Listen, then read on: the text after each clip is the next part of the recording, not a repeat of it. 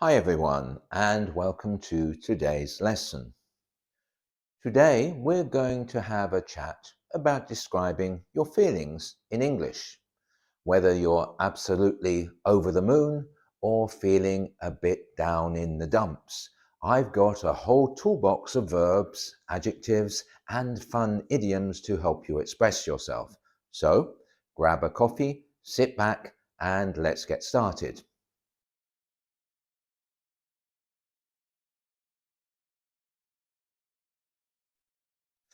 First off, we all know the simple way to say how you feel is with the verb feel. But why not mix it up a bit?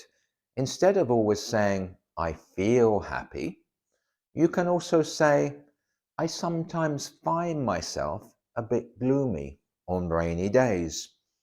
Or, he found himself happy at last.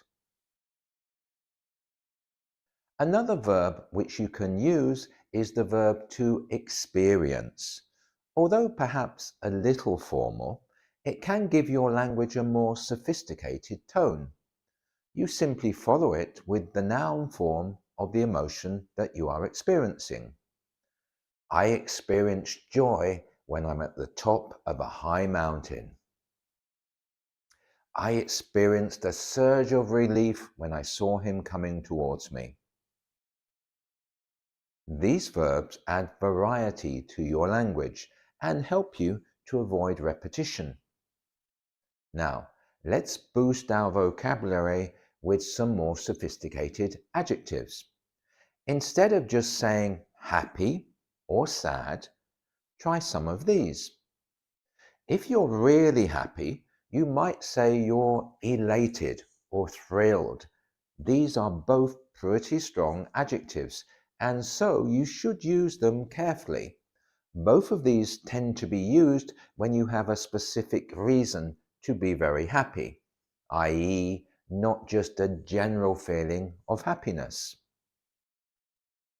He was elated when he saw the results of the exam. I was thrilled by the performance of my new car. I'm thrilled to introduce our new chairman, Mr. David James. Both of them describe a pretty high level of happiness mixed with excitement. If you want to express a more general feeling, perhaps less excited, try content. This means feeling satisfied or happy with what you have, without needing or wanting more.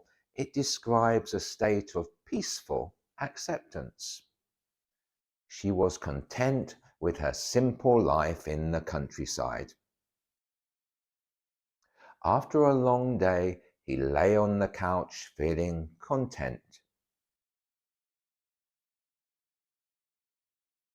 They were content to spend the weekend reading and relaxing. It's a great word for describing a quiet, fulfilled happiness. Finally, we sometimes describe people as cheerful. This is usually used when the person shows obvious signs of happiness, perhaps mixed with enthusiasm or optimism. It describes a bright, positive attitude or atmosphere. She always has a cheerful smile, even on tough days. The room was painted in cheerful colors to create a welcoming vibe. Despite the rain, he remained cheerful and enjoyed the day. On the other hand, when you're feeling down, you could describe yourself as crestfallen or even a bit melancholic. Crestfallen is often used to describe your reaction to something which doesn't go your way. In other words, something which didn't work out how you hoped it would. When she got her exam results, she was crestfallen. She had expected to do well. After failing his driving test for the third time, Jake walked out of the testing center crestfallen and defeated. After his team lost the championship match, he sat on the bench crestfallen, staring at the ground. Melancholic describes a more general mood, like a black cloud hanging over you. It's a deeper, reflective sadness. It can refer to a mood or a personality trait and is often used in a more poetic or artistic sense. She gazed at the old photographs with a melancholic expression lost in memories. The music had a melancholic melody, evoking a sense of nostalgia mixed with sadness. His writing is often melancholic, exploring the theme of loss. But if your mood is perhaps closer to anger, maybe if something really frustrates you, you might say you're irate or even at the end of your tether. Irate means feeling or showing extreme anger or frustration. It describes someone who is furious or deeply annoyed. The irate customer demanded to speak to the manager after waiting for hours. She wrote an irate email complaining about the poor service. His irate expression made it clear he was not happy with the decision.